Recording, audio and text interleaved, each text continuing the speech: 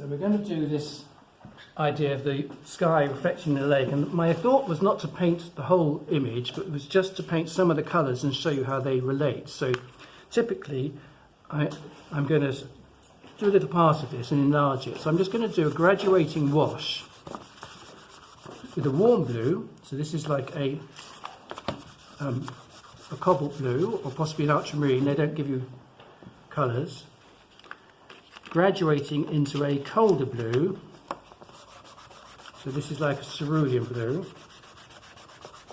And you can literally just press them on, and with different types of paper you'll notice that you might have more or less grain showing. So the idea is to use sufficient pressure with the sky to lose the grain, to get the thing looking smooth. So I overlay it, and once you've got the colours on, you can then softly introduce some cerulean on top of the warm blue, or vice versa. And at this stage you might be allowed to put your finger on it and rub it in a bit like this, and just get a smooth graduation. And then, in anticipation of doing the lake, I'm going to use the same colours down here, going the opposite way round. But in this instance I'm going to try and get the colours a bit darker by putting a bit more of the ultramarine on top of the cerulean. So we get a deeper blue here, and even when it goes down lower, I'm not going to bother with the landscape in the foreground. So this is a darker ultramarine pastel. And when you buy pastels, those that haven't ever bought them, depending on the range you buy, you'll often get, for example, this is a pastel here, Pansy Violet, tint 3, and you get them in different tint strengths. And so again, I'm just going to smooth that in with my finger, although you can use different tools for doing this. The idea is to get a smooth transition. So we've got sky, we've got water. See how quick and easy it is. So now we put the clouds in. There's two ways of doing the clouds. You can either just put them on top, but when you want bright clouds, it's a good trick to have a rubber, and this is a black rubber specially designed for pastels and charcoal. And so if you do this, you can clear back a gap and actually draw your cloud using the rubber. And when you first put the rubber to the top of the pastel, it tends to smear it. What you find is if you keep going, you can get right back to paper. And you might say, why don't you just leave a gap? Which is a very valid point. Let's put some thinner ones down here. But if you leave a gap, or leave gaps for a complex sky, you'll not get the same smooth transition. So it makes more sense to get effectively the graduated wash of colours like this. I'm going to blow away the loose surface. And do it this way round. And in fact, if you've got, that's why you do need to use good quality paper, because when you're pressing hard, so I'm going to go back and just have another go there, get a cleaner lift of the colour. So you can actually paint the clouds out of the sky using the rubber. And then we want to go down to a similar distance. So if we're painting the clouds up here, what we're going to do is go down a similar distance into the water to repeat this and echo reflection down here. So you'll notice the whole thing moves a lot when I do it. If you find that you can't quite control this reflection, and let's say you get a reflection that's a little bit misshapen, it is quite possible, and you can repair it just by going back with your pastel. So let's just blow that away. So for example, if I've taken out too much here, I can always, because remember your palette is very simple here. You're not mixing colours like in watercolour or acrylics, where you'll find that the colours might not be the same next time you mix them. With pastels, they're the same, because you're just picking up the tool you were using earlier. So you can repair that damage just by going back into this shape with the first colours. So that gets rid of the colour. So now we can actually paint the clouds. And let's start by doing the obvious thing and putting some white up here.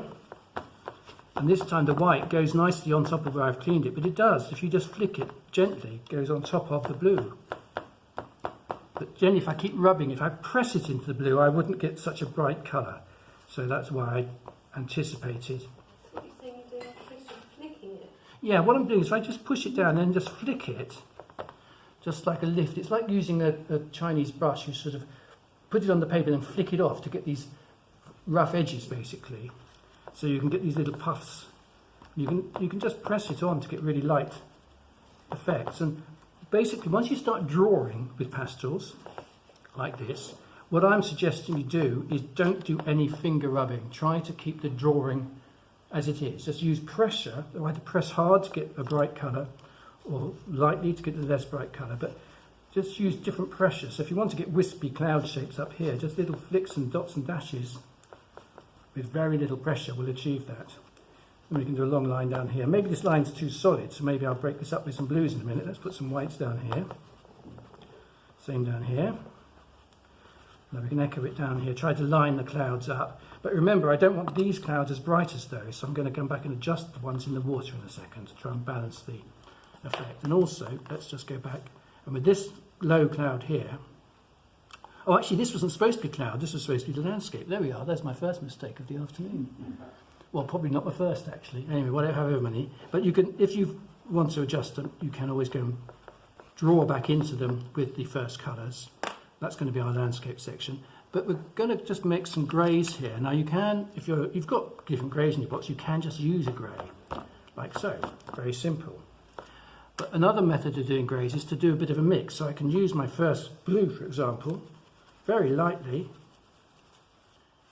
And this time I'm going to add a little bit of a scarlet red to it, very lightly. So I'm actually just drawing into that little gap and overdrawing the two colours so I get a mixture.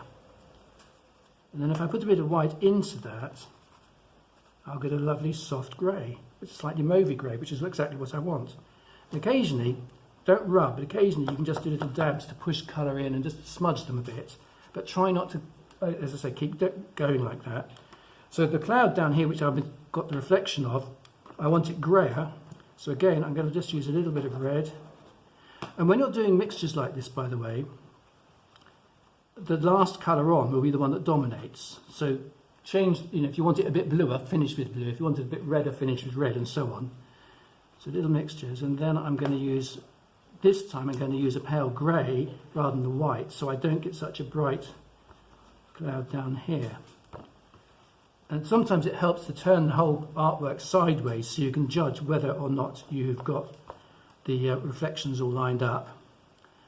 But let's just put a bit more of that blue back into this one. So if the shapes aren't quite, or perhaps they're a bit too solid here, I'm going to draw back in with the two different blues I was using in this part of the water. So we just start to get some of the shapes.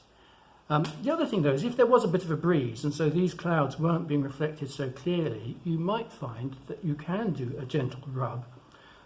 Two ways to do this. You can either use a brush and a soft brush can do this, so literally a watercolour brush. This, I can do this. I can literally just draw across there and blur that back a bit so it's not so sharp.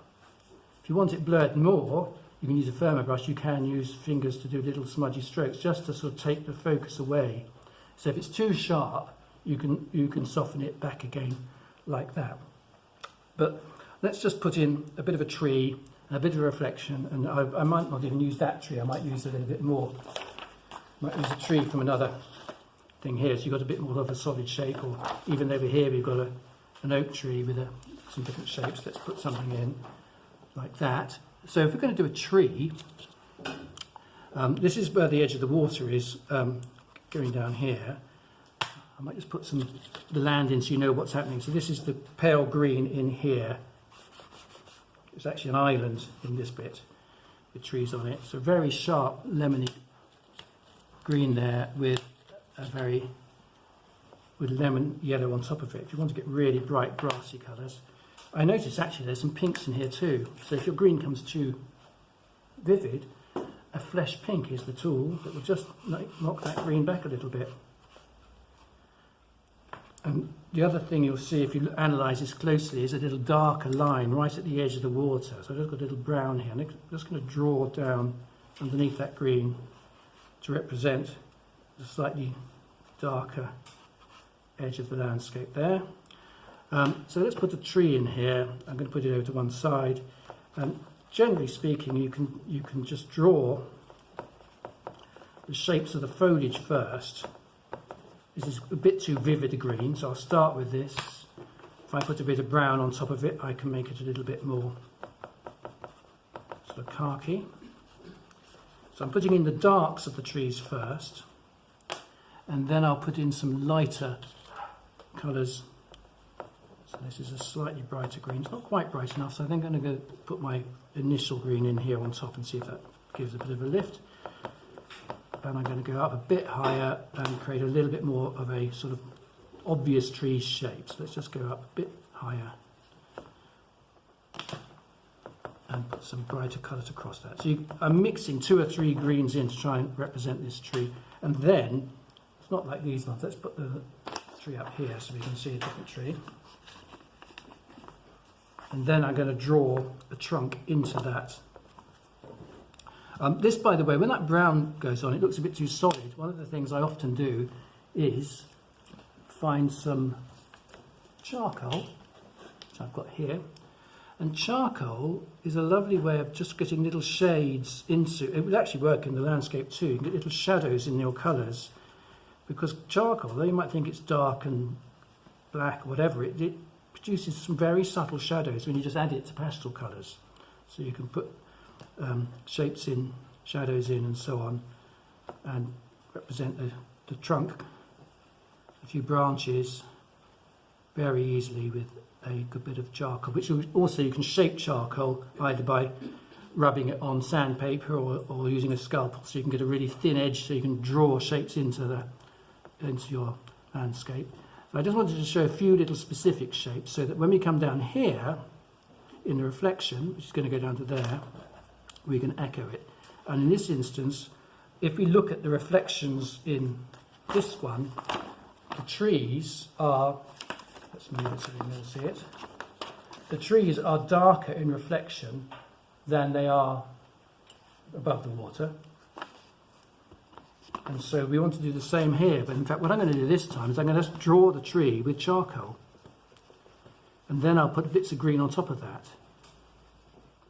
And when you're doing a reflection, it's a sort of mixture of doing the shape of the tree and also drawing lines across where the movement of the water might break that shape down. So you end up doing slightly ripply distortions of the tree, like so. And you can now put a bit of green into it, but it will never be quite as bright. So you won't get these highlights showing in reflection unless you've got very bright sunlight on reflecting off leaves, when you might get a hint of that, but you won't get specific colours or the same colour range in the trees as you do from the sky reflecting. And then we can put more generalised sort of little shrubby things across here, a combination of green with a bit of charcoal and a little bit of yellow, just so you can see this sort of thing. And again, you can just put the reflection in. We won't see so much reflection there because of its position. The height of this obviously will determine it, but it's also how close the object is to the edge of the lake. So a tree that's at the edge of the lake, you'll see the whole reflection, but if it's set back from the edge of the lake, you'll only see part of that tree reflecting. Does that make sense? So the further back that tree goes, the less of it you would see reflecting. So as a general technique, you can get the sky graduating to start with. You can do the same in the water. You can then, so let's move this down for comparison's sake, you can then bring your clouds in, reflect the clouds, try to line them up so that this puff is above that puff, etc. And then you can put in the landscape, trees or the grasses or whatever. The grass obviously won't reflect because it's facing upwards, so that's not going to reflect, unless there are long grasses right at the edge, which might. Reeds, for example, long reeds would have their own reflections if the water's very still. But that is a good example of how quickly you can put together the different ingredients in a landscape like this. So if you're actually working in a hurry and it's about to rain, pastels are a great medium, or even soft pastel pencils can be a very good way of sketching out of doors, especially if you've got a pad that you can do it in.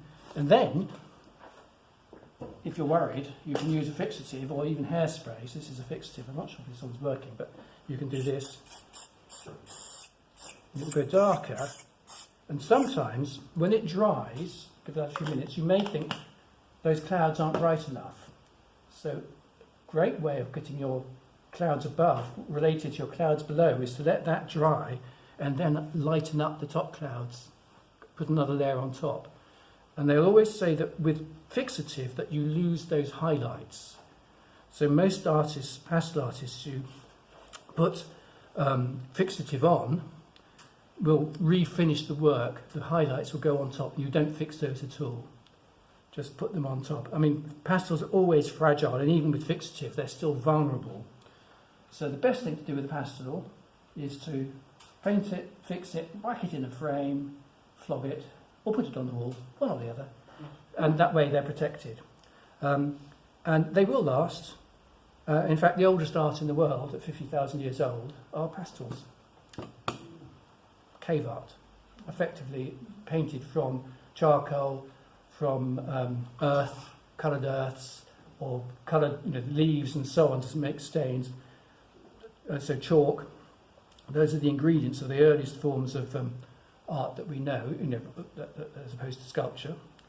They're finding, the more research they do into cave art, that it's much older than we previously thought. So I think they found examples in Australasia, for example, which is older than anything previously discovered in France or Spain. But pastels, great tradition of pastels, hundreds of thousands of years old. So have a play, and you can always mix them up. Also, medium, mixes with watercolour, or you can put it on top of thinly painted acrylics. And with oil pastels, you can paint oil pastels and put oil paints on top of them as well. So lots of different ways of using them, and you'll get a quick result with them. But I mean, this was a similar thing, painting this sunset, painting very much in each area systematically, painting very straight from the box, and so if you're actually painting a sky as it's happening, it's again a medium I'd recommend to you, because you can record the colours pretty accurately straight away without having to get your paints out, mix colours and so on. You just go straight into the box. And just a final word, looking at the colours relative to a colour wheel, I was using a cold blue and a warm blue. So blue when it goes towards green, like the cerulean is a cold blue. Blue when it goes towards a mauvey shade, the warm blue like ultramarine or cobalt. So I used both of those, and then I mixed in little bits of red to make it go mauve in the greys. If the grey comes up too mauve, you can add a yellow to it, typically something like a raw sienna. So this sort of colour, you can actually soften that grey, which is not unlike the colour of the paper I'm working on, slightly darker shade. But that ground colour does help those greys. And then if you look across the colour wheel, you're getting oranges opposite blues. And so all those hints of browny colours which I put into the greens, pinky colours and so on, this colour, is essentially complementary. So you get a lot of interest by using colours that go right across the colour wheel rather than just on one side or on one area. But a landscape normally provides that for you naturally. Anyway, let's see if I can extend that and do a complete picture next time.